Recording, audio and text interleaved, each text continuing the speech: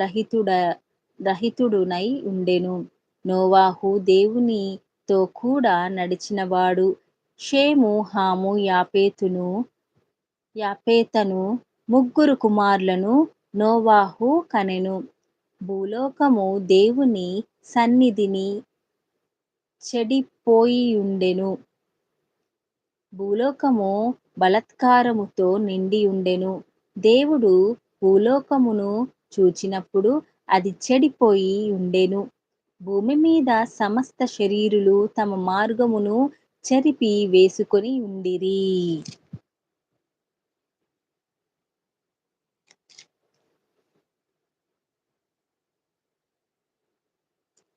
దేవుడు నోవాహుతో, సమస్త శరీరుల మూలముగా భూమి బలాత్కారముతో నిండియున్నది గనుక నా సన్నిధిని వారి అంతము వచ్చియున్నది.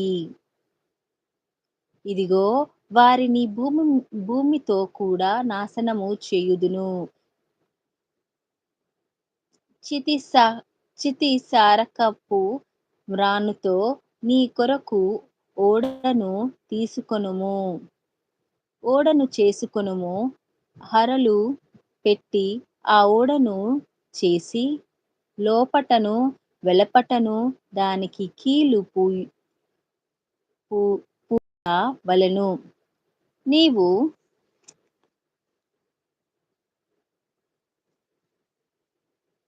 నీవు దాని చేయవలసిన విధమిది. ఆ ఓడ 300 మూరల పొడవును, 70 మూరల వెడల్పును, 30 మూరల ఎత్తును గలదై యుండవలెను.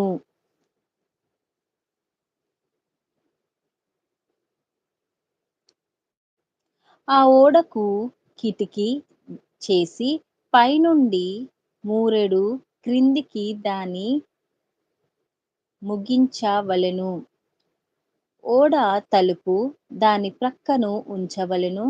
క్రింది అంతస్తు, రెండవ అంతస్తు, మూడవ అంతస్తు గలదిగా దాని చెయ్యవలెను.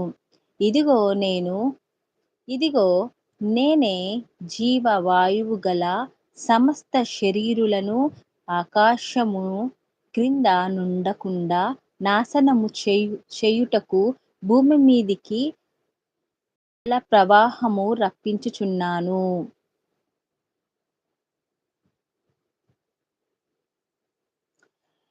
లోకమందున్న సమస్తమును చనిపోవును. అయితే నీతో నా నిబంధన స్థిరపరచుదును. నీవును, నీతో కూడా నీ కుమారులును, నీ భార్యయు, నీ కోడండ్రును ఆ ఓడలో ప్రవేశింపవలెను. మరియు నీతో కూడా వాటిని బ్రతికించి ఉంచుకొనుటకు సమస్త జీవులలో, అనగా సమస్త శరీరుల యొక్క ప్రతి జాతిలోనిది 2 చొప్పున నీవు ఓడలోనికి తేవలెను. హల్లెలూయా, ప్రైజ్ ద లార్డ్.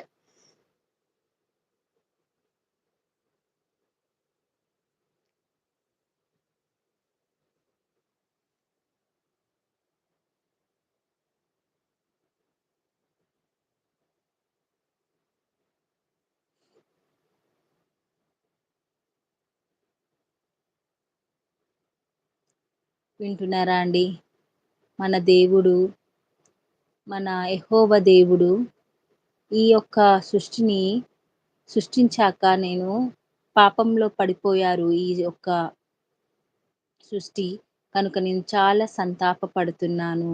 ఈ భూలోకాన్ని నేను నాశనం చేస్తున్నాను. ఈ మనుషులను, ఈ జంతువులను, పాపముతో ఉన్న ప్రతి ఒక్క దాన్ని నేను సర్వనాశనము చేసి ఒక నూతనమైన జీవితం, నూతన పరిశుద్ధాత్మతో నింపబడిన కుటుంబాన్ని నేను ఎన్నుకుంటాను.